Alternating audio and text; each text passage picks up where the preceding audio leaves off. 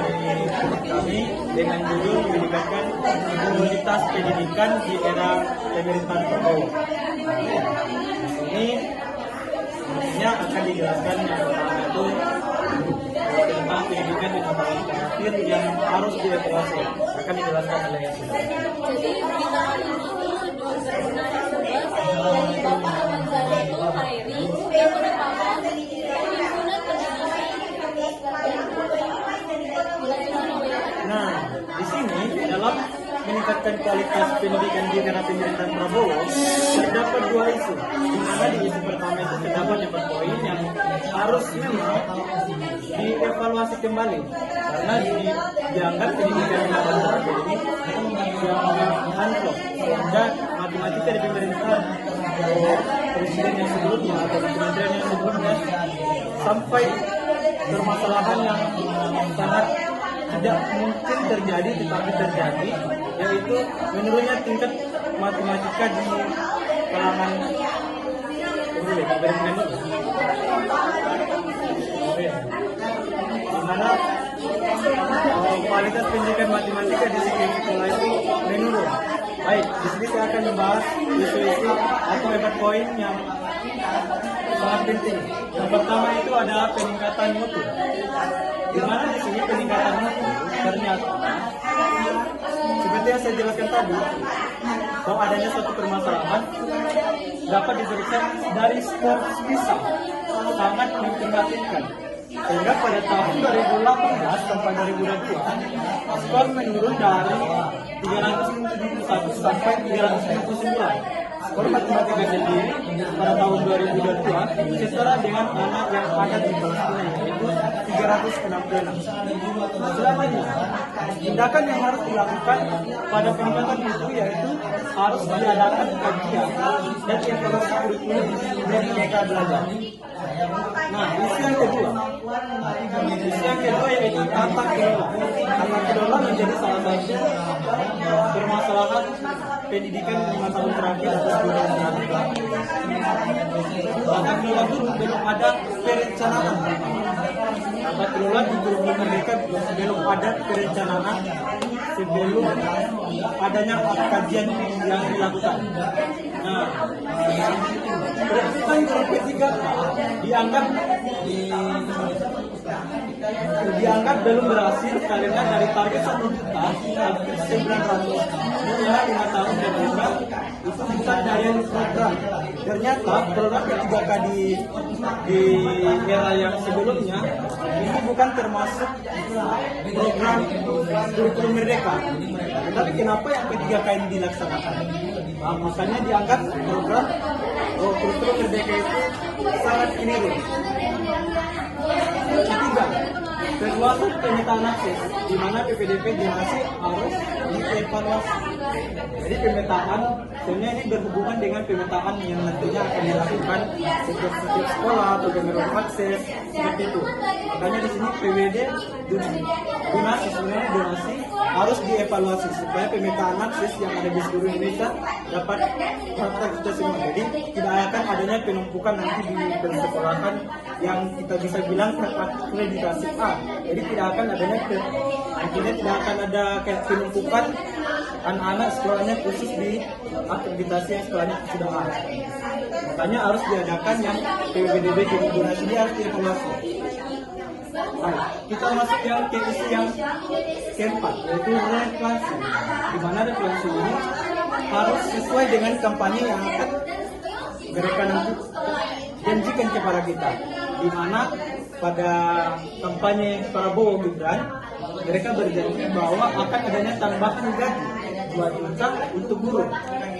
Kedua, upah minimum guru non-ASN. Nah, jika diwujudkan permasalahan ini atau kondisi mereka ini, maka mungkin akan sangat berdampak untuk guru honorer, di mana permasalahan yang sebelumnya ada yang masalah honorer, negeri, swasta yang digaji rendah, dan juga sehingga meningkatkan kesejahteraan yang signifikan antara guru-guru. rekrutmen ini dibentuk berdasarkan distribusi guru merata. Jadi mau swasta maupun negeri mereka mendapatkan gaji yang merata, yaitu 2 juta. Seperti yang dijanjikan di era Prabowo. Terima kasih. Kami akan menjelaskan. Jadi isu yang kedua ini dibahas tentang kekerasan di satuan pendidikan. Seperti kita ketahui di sekolah-sekolah kan ada kekerasan kan kayak judi secara verbal atau non verbal, secara langsung atau tidak langsung, ya kan? Jadi di sini Bapak Iman Zanatul Khair itu mengupas masalah tentang Bu Supriyani yang menghadapi kasus kekerasan yang belum jelas. Bu Supriyani ini bingung, ini kekerasan atau tidak? Tapi seperti yang dibilang Bapak Imam Zanatul, secara umum kekerasan terjadi secara vertikal dan horizontal, secara langsung atau tidak langsung. Pasti di suatu sekolah itu ada namanya kekerasan. Jadi saran dari Bapak Imam Zanatul Khair itu diselesaikan dengan cara aksi nasional pencegahan dan penanganan kekerasan di satuan pendidikan, sehingga kementerian dan lembaga harus ikut terlibat dalam keadaan-keadaan kasus-kasus kekerasan di sekolah. Nah, baik. Sini saya akan menambah sedikit tentang kekerasan terjadi secara vertikal dan horizontal. Di mana yang dimaksud itu kekerasan bisa terjadi murid antar murid, guru dengan murid, atau orang tua dengan guru. Yang bisa juga kita lihat sebagai contoh yang ada di sekolah saya, karena ada orang tua yang datang ke sekolah untuk memarahi guru karena memukul anaknya dengan sangat keras. Maka itu mungkin kekerasan yang termasuk kekerasan terjadi secara vertikal dan horizontal. Nah, harapan supaya permasalahan kekerasan di satuan pendidikan ini tidak terjadi, yang pertama itu harus ada keahlian terutama terhadap program kurikulum merdeka yang dilaksanakan pada era sebelumnya, di era pemerintahan Kabin Mendikbud Nadiem Makarim. Kedua, adanya perluasan dan pemerataan akses seperti yang saya jelaskan tadi, bahwa di seluruh Indonesia harus adanya pemetaan akses, di mana tidak akan adanya penumpukan anak-anak yang sekolah di aktivitas di sekolah di mana sekolah tersebut akreditasinya A. Jadi bisa saja anak sekolah itu bersekolah di tempat sekolah yang akreditasinya B, jadi memiliki kesamaan akses atau merata gitu. Kedua, tata kelola terhadap pendidikan secara luas, kesejahteraan guru harus diuji dengan ASN. Ketiga, refleksi di kelas itu, di mana seperti yang dijanjikan oleh Bapak kita, oleh Presiden kita di pemerintahan Prabowo ini, yaitu penambahan gaji 2 juta, maka itu harus terbukti apakah itu sudah dilaksanakan atau tidak. Sekian dari penjelasan kami. Apakah teman-teman ada pertanyaan atau sanggah? Belum dimengerti? Sebelumnya mau nanya ASN itu Aparatur sipil negara. Oh iya. Iya. kemudian tadi bagian tata kelola itu kan ada disebutkan perencanaan kan guru yang belum dievaluasi. Iya.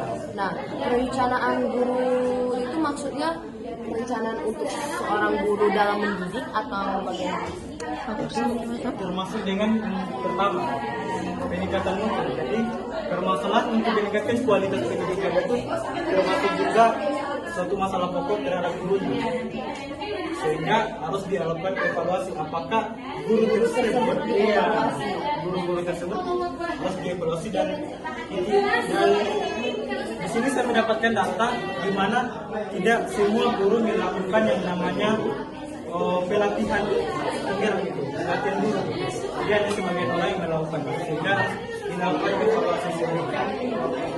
Evaluasi yang dilakukan untuk guru itu dengan cara mengadakan pelatihan. Ada lagi?